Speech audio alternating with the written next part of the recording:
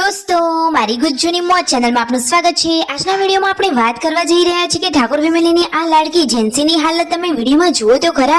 હોસ્પિટલમાં તેને એડમિટ કરી હતી, તેને જરાય ફરક ના પડ્યો, પછી તાત્કાલિક અચાનક હોસ્પિટલ બદલી દીધી। જુઓ પહેલા એને ખેરાલુ એડમિટ કરેલી હતી અને બોલાવવા માટે ઘરેથી આખી ગાડી ભરીને બધા જ લોકો આવી ગયા।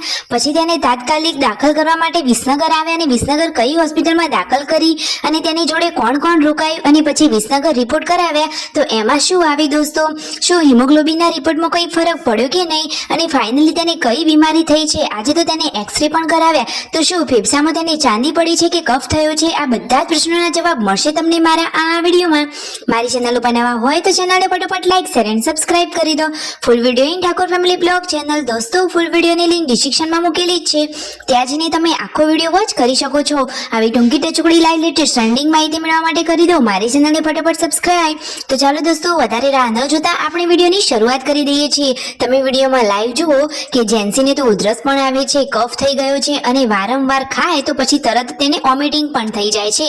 ઘરે જમવાનું રેડી છે, બપોરે બધા લોકો જમવા માટે બેઠા છે અને જેન્સીને હોસ્પિટલમાં એડમિટ કરેલી હતી, પછી તેને કઈ ફરક ના પડ્યો એટલે સંજયભાઈ અને પૂનમભાઈએ ડિસિઝન લીધું હોસ્પિટલ બદલવાનું। પછી તેઓ વિસનગર તાત્કાલિક બીજી હોસ્પિટલમાં એડમિટ થયા। પહેલા ખેરાલુ હતા, પછી તેઓ છેક વિસનગર આવ્યા અને ત્યાં જુઓ રિપોર્ટ કરાવ્યા તો રિપોર્ટમાં તેને 6% જ લોહી આવ્યું છે અને જુઓ તેના મામા તેને બોલાવવા માટે આવ્યા છે। બંને મામા અને તેમનો આખો પરિવાર અહીંયા ભાણીબાને બોલાવવા માટે હોસ્પિટલમાં જ આવી ગયા છે।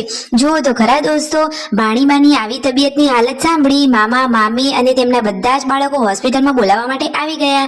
અને જુઓ અત્યારે હવે પૂનમ ભાભી જેન્સુનો ખ્યાલ રાખી રહ્યા છે અને ટીવીમાં કાર્ટૂન ચાલી રહ્યું છે, ઘરે રાતનું જમવાનું રેડી થઈ રહ્યું છે અને તેમના મમ્મી ટિફિન તૈયાર કરી રહ્યા છે। રાકેશભાઈ જમવા માટે બેસી ગયા છે અને પાર્વતી ભાભી ગરમા ગરમ રોટલી ચૂલા ઉપર બનાવી રહ્યા છે।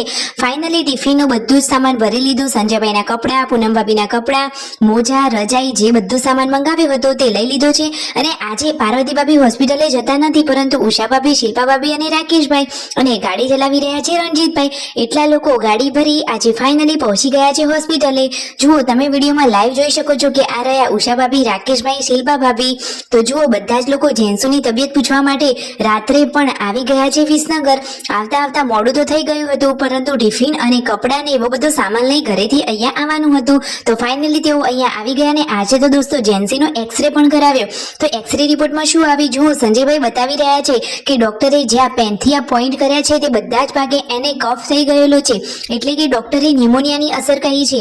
ન્યુમોનિયા થયો હોય એટલે ફેફસાના ભાગમાં કફ જામી જાય, હવે આ કફને બહાર કાઢવો ખૂબ જ જરૂરી છે, સાચી વાત ને દોસ્તો? તો હવે તેની સાચી અને સારી દવા ચાલુ થઈ ગઈ છે, તો ફટોફટ તેને આરામ થઈ જશે। ઘરેથી ટિફિન લાવ્યા હતા એ પૂનમ ભાભી, સંજયભાઈએ જમી લીધું અને ફાઇનલી હવે તેઓ ફ્રેશ થવા માટે ક્યાં જઈ રહ્યા છે તો શિલ્પા ભાભીના એક સંબંધી વિસનગરમાં છે, તો એમના ઘરે તેઓ ફ્રેશ થવા માટે જઈ રહ્યા છે। તો જેન્સુ જોડે અત્યારે કોણ રોકાશે? હાલમાં જેન્સુ જોડે ઉષા ભાભી અહીંયા રોકાશે અને શિલ્પા ભાભી લઈ જઈ રહ્યા છે તેમના સંબંધીના ઘરે। તો આજે પૂનમ ભાભી અને સંજયભાઈ તેમના ઘરે ફ્રેશ થવા માટે જઈ રહ્યા છે। તો ફાઇનલી જુઓ જેન્સીને અહીંયા એડમિટ કરી છે, તો કદાચ 2 દિવસ જેવું અહીંયા રોકાવાનું છે। દોસ્તો હોસ્પિટલનું નામ કયું છે તમારે જાણવું છે? વિડીયોમાં બન્યા રહેજો, બધી જ માહિતી મળી રહેશે। ફાઇનલી હવે તેઓ તે સગા સંબંધીના ઘરે પહોંચી ગયા છે અને ત્યાં સંજયભાઈને લોકો સરસ મજાના મસ્ત ફ્રેશ થઈ ગયા છે। તો સંજયભાઈ કહે છે કે હવે શાંતિ થઈ, જો આ રહ્યા એ મહેમાનો તેમના ઘરેથી હવે રિટર્ન આવી ગયા અને શિલ્પા ભાભીને લોકો હવે ઘરે જવા માટે નીકળી રહ્યા છે। વિડીયો ગમે હોય, માહિતી સાચી લાગી હોય તો કરી દો ફટોફટ લાઈક શેર એન્ડ સબસ્ક્રાઇબ।